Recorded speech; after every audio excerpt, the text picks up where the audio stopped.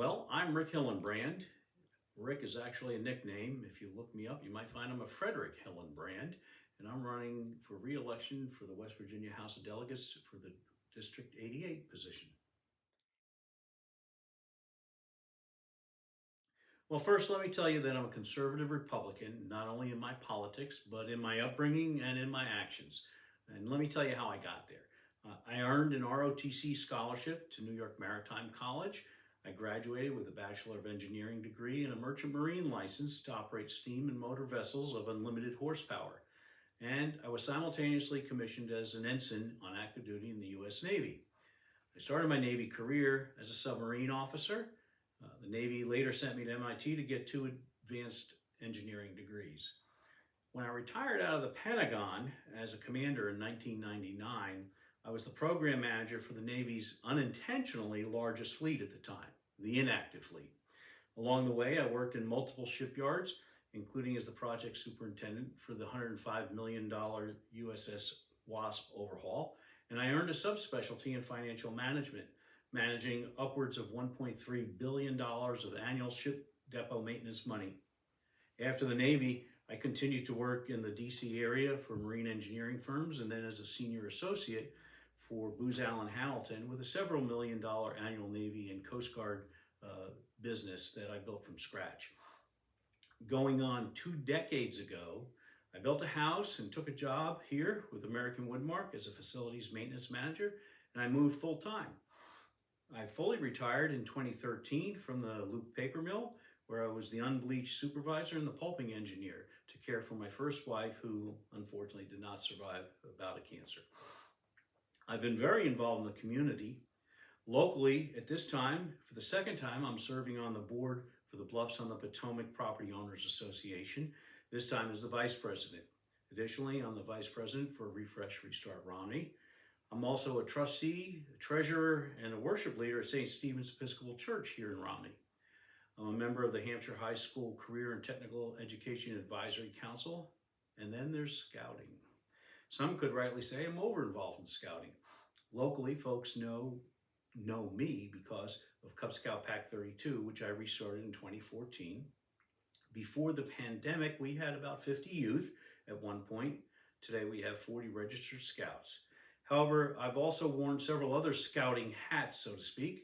Everything from a local unit commissioner to a council commissioner serving over 96,000 youth in over 1,700 units, to being a board member at the council and regional level, to being the technology chair for the National Commissioner Service Team, which earned me the moniker in some circles as the, quote, father of commissioner tools.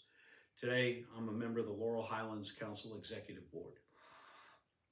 From a family perspective, after my first wife passed, God was kind enough to let me find Barbie, whom I've married, and we're going on 9 years of marriage. Together we have 4 adult sons, 3 of whom spent time in the Navy, and 7 grandchildren across the country from Loudoun County, Virginia, all the way to San Diego, California. Right off, I would tell you that I view myself as a common man with common sense values, West Virginia values. And I think my record since being in office supports that. I want to wisely use our tax dollars, cutting them where possible. I want to defend human life and protect the Constitution, especially the Second Amendment. There are values that I embrace, and the polling says so too, that most of West Virginians living in West Virginia District 88 also embrace those values. So let me tell you what led me to the decision to represent my friends and neighbors at the State House. Prior to being elected to the District 88 delegate position in 2022, I used to spend 40 plus hours a week in my role as a technology chair for the Boy Scouts of America National Commissioner Service Team. When the BSA reorganized in 2021, I stepped down from that position and several other regional positions, which freed up a huge amount of time. Simultaneously, if you remember, back in 2021, we were being fed another lie by elected and unelected officials regarding the rape of a girl in Loudoun County by, as reported by the New York Times, quote, boy wearing a skirt, unquote, which the Loudoun County School Board denied, and as was televised on national television, going so far as to have the girl's father arrested and dragged out of a school board meeting. Fast forward, we learned that the Loudoun County School Board was fully aware of the situation and was gaslighting us. I've got two granddaughters in Loudoun County in their school system, and I thought, Rick, either you can sit on the sidelines and complain, or you can get involved. So I decided to get involved in order to make sure that type of government does not come to West Virginia. As I wrote in my recent candidate announcement for the Hampshire Review, like many West Virginians, I'm tired of being gaslighted. Whether we're being gaslighted about millions of illegals that have crossed the border since 2021, and let's be clear, the phrase is illegal immigration, which is distinctly different from legally immigrating to this country like so many Americans have in the past, including my own grandfather, or to gaslighting accusations about my voting record in Charleston. To set the record straight, I have never voted for a pay raise that would increase pay for legislators, but I have voted every time to increase the pay for our hardworking teachers, school personnel, and state workers. I think elected officials need to have a servant heart and a willingness to serve others. After nearly 50 years of being a scout leader and a full career as a naval officer, and now as a state legislator, I know how to put others first and have spent a lifetime doing so. I also think this country needs a whole lot more veterans in elected office. Presently, only 16% of West Virginia legislators are veterans and can apply that unique experience to the job. I know this firsthand because when I went to Charleston in 2023, I discovered we didn't have a Veterans Caucus. Crazy. So I started one, which I'm proud to say is both bipartisan and has members from both the House and the Senate.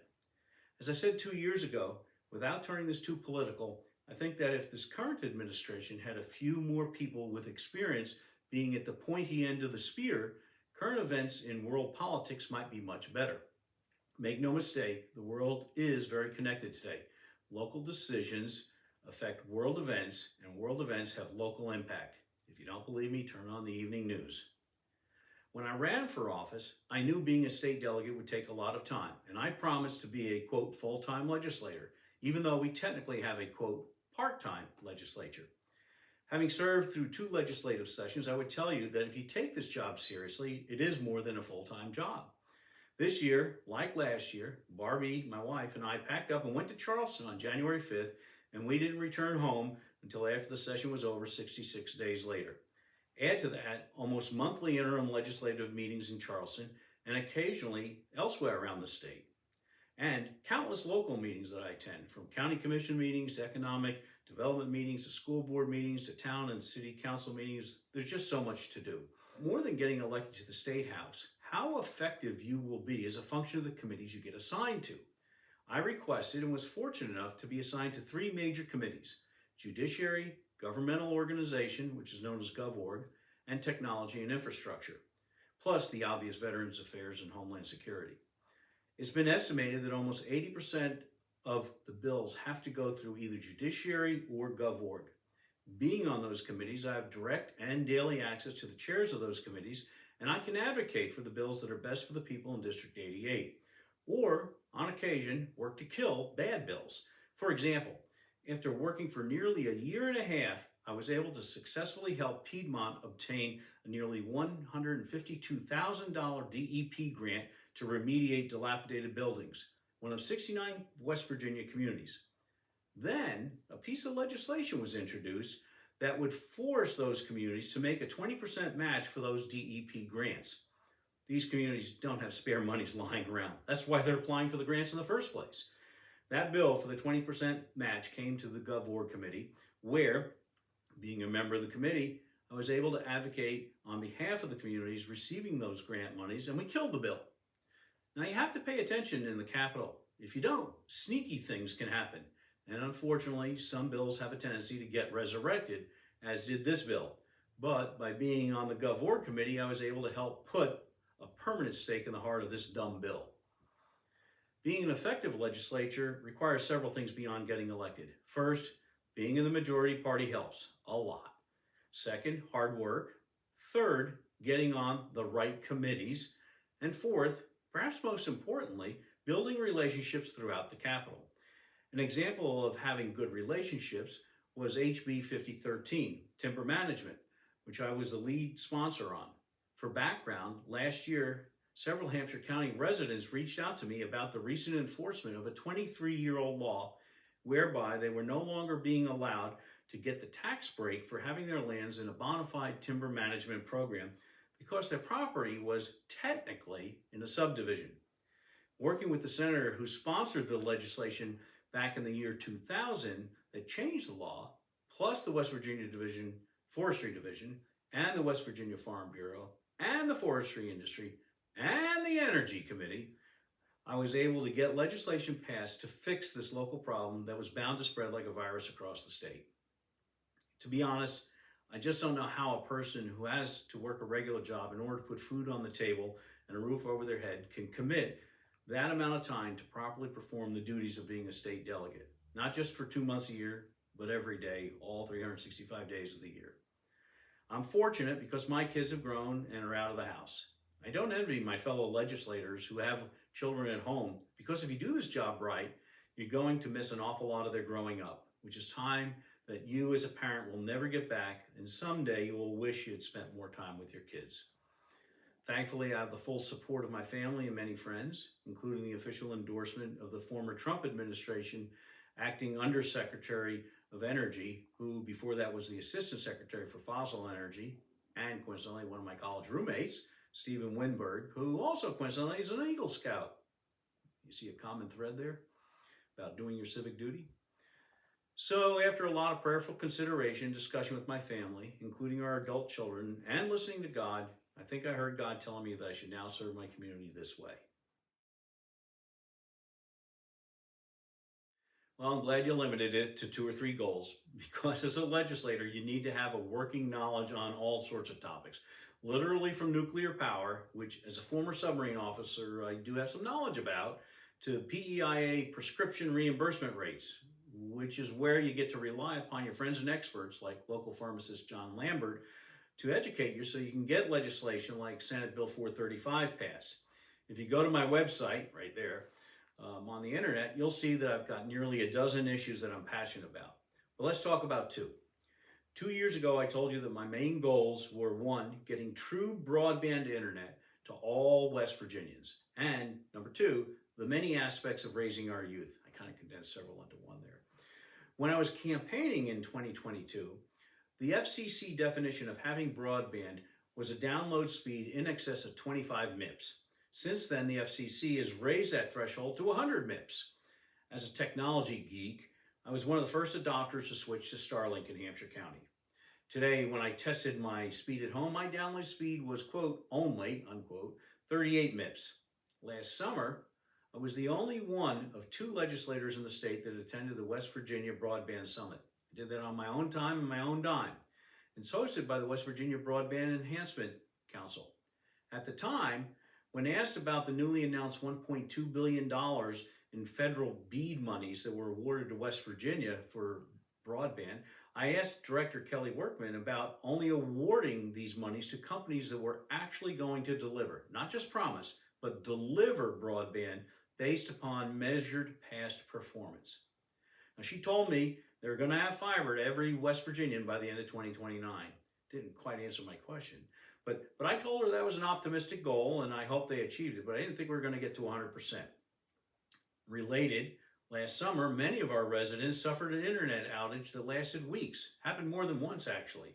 In response, I introduced HB 4807, which would give credit to customers automatically after 5 days of telecommunication disruption, including the ability of businesses to recoup lost revenue. This bill was so popular that both the AARP and the Communication Workers of America endorsed this bill. Sadly, some alleged influence attributed to a large telecommunications provider derailed the bill. But I promise you, I'll be reintroducing that bill again next session if you re-elect me. That bill got so close to being there, if we had another day or 2, I'm sure it would have been across the line. Now, anybody who knows me knows I volunteer a lot with our youth, especially through scouting. How many times have you heard the phrase, our youth are our future?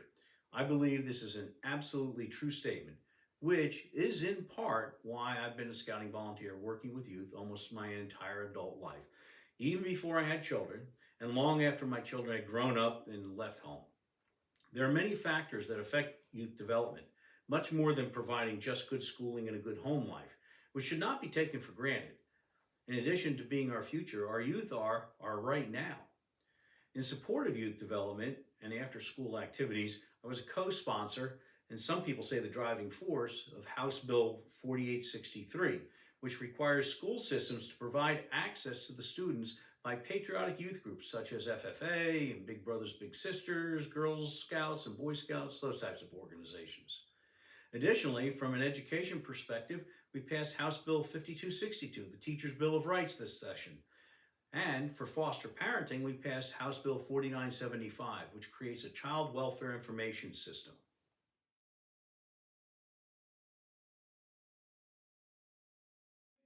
The first part of making a difference is being involved.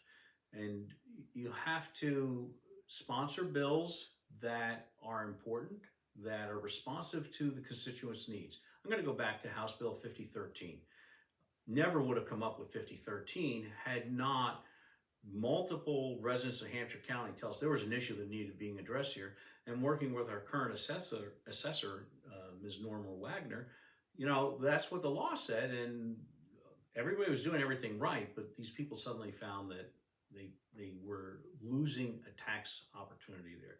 So in order to be successful, first step is to listen to what are the needs, and then you have to not only introduce legislation, but then you got to work real hard to nurture them. In fact, I think I wrote in one of my articles, there's a thin line between probably nurturing and nagging when the bill hasn't gotten to the committee, and the committee chairmen or chairwomen run those committees. If they don't want that bill on the committee agenda, it doesn't get there. So you've got to use those relationships, work hard to get them there, advocate for them, sometimes educate people. I went to an extra effort on that Patriotic Youth Access Act to print out the entire list of patriotic groups under U.S. Code Title 36, then highlighted, there's really only 9 of them there, Senator Grady. You don't need to worry about this. And after working back and forth with her a lot on that and a few other senators, convinced them that this was really a good thing. And that's how we got there. It's through hard work. It doesn't happen all by itself. You can't just introduce legislation and assume that it's going to happen because it's good legislation. There's a lot of good legislation that never goes anywhere. I really think this is a tough love situation as well. We've got the laws in place. We need to enforce them. And that's the first part of the whole process. We need to certainly find ways to help people that have gone a little bit off the beaten path, and with a little bit of help, like say our drug court. We have a good drug court here. Not everybody finds that the right solution, but those that do, they swear by it.